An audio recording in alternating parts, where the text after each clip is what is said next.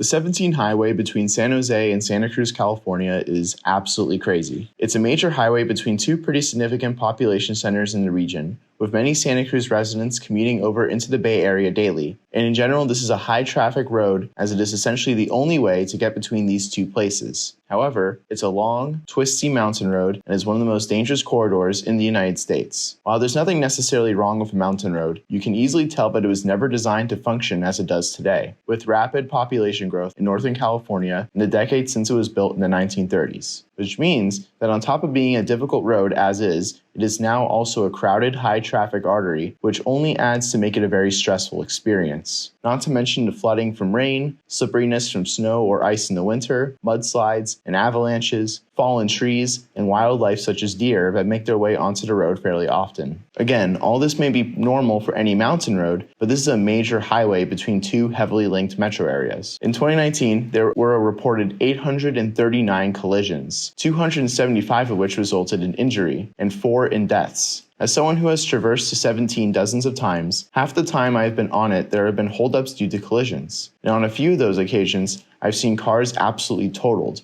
with families sitting on the side of the road glad to just be alive. But I've also seen lifeless bodies being laid out onto stretchers, and that is something that's really scary to witness. I also know a few people who themselves have had major incidents, particularly on rainy days. And this is just in the 3 years that I've been in Santa Cruz. And even then, I've only been here for a bit more than half that time. This is to say that if you live here, the 17 looms over you as this incredibly dangerous obstacle between you and the Bay Area, especially for those who rely on travel between the two for work or otherwise. The state is very much aware of this, which is why there are signs and warnings all over the highway, but there's only so much they can do with this terrain, not just because of its topography, but also because the surrounding land is protected forests and preserves. And even if the state wanted to make an exception for that to straighten the highway, for example, this being California, that would simply not go down well amongst environmental groups and the public alike. And either way, doing so would be extremely long, arduous, and expensive, and would disrupt traffic for years. As for alternatives, well, you can take the bus, that still takes the 17, and takes way more time than driving, and good luck continuing your commute from there without a car. And while a train under the mountains could actually be a faster alternative than driving, significantly faster even, if done right, you still have the same problem of being a bit stranded. And with the required tunnel being 20 miles long, that will end up being billions of dollars. We're talking tens of billions. And while I describe the 17 as a high traffic corridor, which it is, I still don't think the numbers would ever justify this sort of price tag,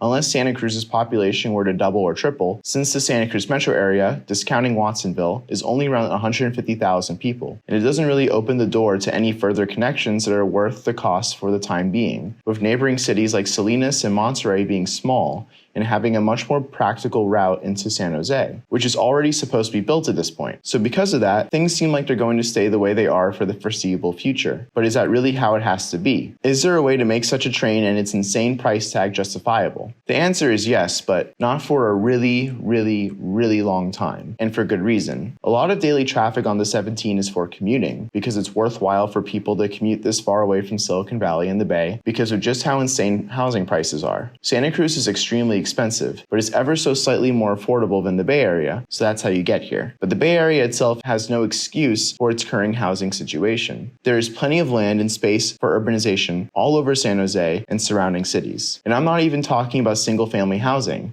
I mean parking lots, freeways, and wide roads with nothing on them. For a metro area in high of demand as San Jose, which is why it is one of the most expensive, not just in the US, but in the world, and it being the hub of big tech and the most prestigious engineers, entrepreneurs, programmers, designers, you name it, Silicon Valley should be the principal example of urbanism done right. There is more than enough capacity for San Jose to house far more people, and doing so efficiently, while still respecting people's rightful desire for pleasant neighborhoods and homes for families, meaning not just stuffing people into skyscrapers, which is what a lot of urbanists scream and shout for. Here's a great example in Santa Clara of what this could look like. This neighborhood features large, beautiful homes that fit the California aesthetic. You might think that this is a standard suburban neighborhood, but when you look from satellite view, you'll see that this is actually a pretty dense area that squeezes in houses far more efficiently than the typical neighborhood, with each house still having a garage and road access, but making use of shared driveways, which makes sense considering most driveways are just unused patches of pavement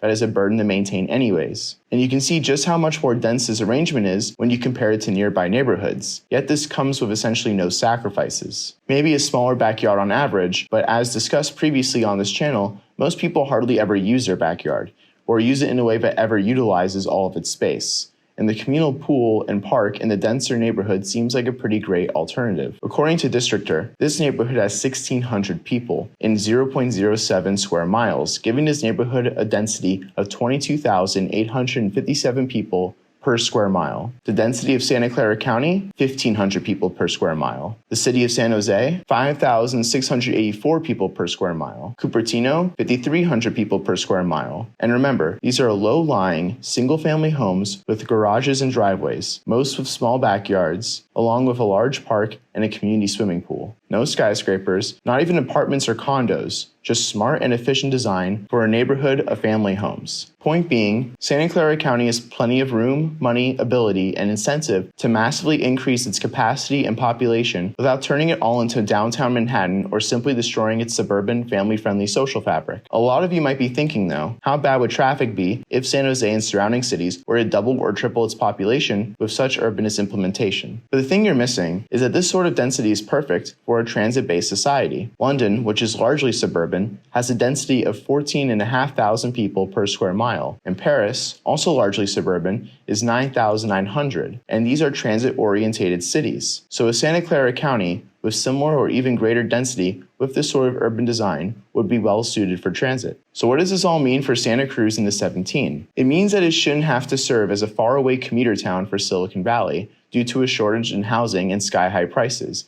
And the fact that it does in the current moment is a political failure. And the current state of the 17, with its function as an extremely dangerous and unpredictable major commuter highway, is simply unnecessary, and could be mitigated with a strong urbanist movement in Santa Clara County. The reason why my answer is still yes to a train tunnel down the line being worth it is that, let's say Santa Clara County were to triple its population because of a smart urbanism like this. Then one can only imagine the demand going to Santa Cruz on a warm summer day. And Santa Cruz as an urban area can also very easily double its population without having to destroy its pleasant suburban fabric, as I covered on my first ever video. So much space is dedicated to unused parking and poor land use that can easily be substituted for something really great that fits right into the city, and if anything would improve upon it. And in such a case down the line where Santa Cruz is home to something like 300,000 plus people and Santa Clara County to 5 or 6 million rather than the 2 million of today, both with their own proper transit infrastructure, then a tunnel would be worth it. And as I say a lot on this channel, I know that sounds insane, but this was Santa Clara County in 1960, with a population a third of that today, and this is it now. So I wouldn't write this off just yet. Thanks for watching.